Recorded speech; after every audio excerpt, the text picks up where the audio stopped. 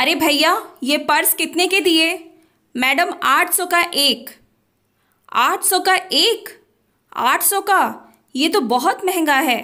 कीमत सही लगाओ तो मैं 3 पर्स ले लूँगी। मैडम 50 कम दे देना। 50 रुपये क्या होते हैं? 1000 के 3 नहीं दोगे क्या? मैडम 1800 लग जाएंगे। नहीं, और कम करना पड़ेगा। चलो 1200 लगा लेना। नहीं तो ऐसे कहते कहते सौदा 1350 में आके अटका। परंतु मधु पहले ही पैसे निकाल चुकी थी। उसने जैसे ही 1350 रुपये गिने, तभी उसके दूसरे मित्र भी उसी दुकान पर सामान देखने लगे। वह भी उनके साथ कीरिंग वगैरह देखने लगी और भूल से उसने कीरिंग का हिसाब किया और दुकानदार से कहा कि ये रहे कीरिंग के पैसे। दुकान वाले ने कहा कि मैडम, कीरिंग के तो आपने पैसे दे दिए, लेकिन पर्स के पैसे? क्या बात कर रहे हो? मैं तो दे चुकी। दुकान वाला: मैडम, अगर आपने पैसे दिए होते तो मेरे गले में होते। आप इधर आकर देख लीजिए। परंतु मधु टस से मस नहीं हुई। उसने छोटे पर्स में पैसे गिनने शुरू किए। उसमें से 1350 रुपये गायब थे।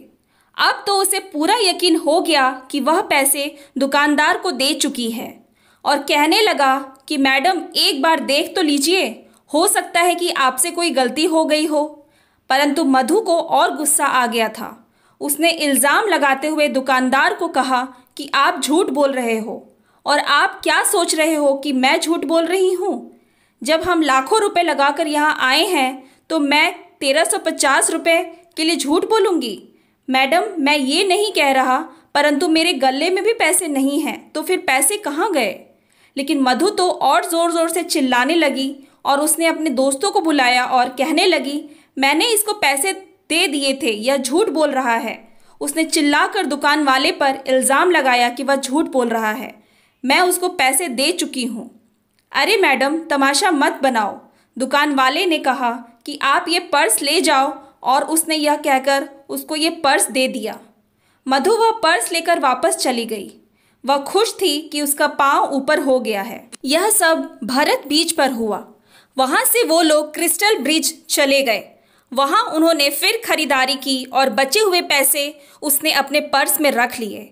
शाम को वह वापस होटल आ गई और वह बहुत थक गई थी और वह पर्स रखकर थोड़ी देर सुस्ताने लगी। रोज़ की तरह उसे हिसाब लगाने की आदत थी, सो मधु ने अपना पर्स खंगाला तो पाया कि उसने वो 1350 रुपये अपने पर्स की दूसरी जेब में रख लिए थे। अब तो मानो मधु पर घड़ों पानी गिर चुका था। उसका मन अब गल्यानी से भरपूर था। वह अपने आप को माफ़ नहीं कर पा रही थी। उसने होटल के रिसेप्शनिस्ट से बात की, क्या पैसे दुकानदार तक पहुंचाए जा सकते हैं? मधु ने कहा कि आप भरत बीच पर अनाउंस करवा देंगे क्या? वह पैसे उस तक पहुंच सकते हैं? रिसेप्शनिस्ट ने कहा, हाँ, ऐसा हो सकता है। मधु के दिल को कुछ तसल्ली मिली। उसका बोझ कम हुआ। जैसे ही वह नाश्ते की टेबल पर पहुंची तो पता चला कि क्रूज़ का समय 3 बजे का है। सो हम सब भरत बीच पर वापस जा रहे हैं मज़े करने। सो मधु अंदर से बहुत खुश थी। उसके दिल को बहुत सुकून मिला कि वो वापस भरत बीच जा रहे हैं।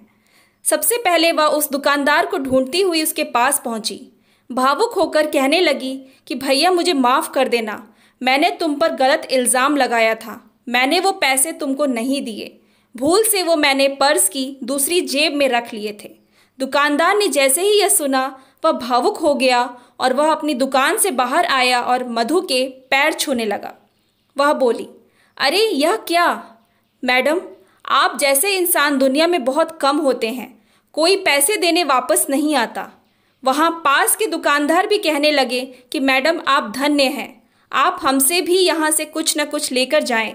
और मधु उनकी ईमानदारी और भोलेपन के कायल हो चुकी थी। उसे लगा कि अंडमान में भी अभी भी भोले लोग निवास करते हैं जो कि ईमानदार हैं। उसे अपनी करनी पर बहुत पछतावा हो रहा था कि उसने दुकान वाले पर नाहक ही इल्ज़ाम लगाया। अगर दुकान वाले वहीं मिलकर उसको जलील करते तो क्या होता?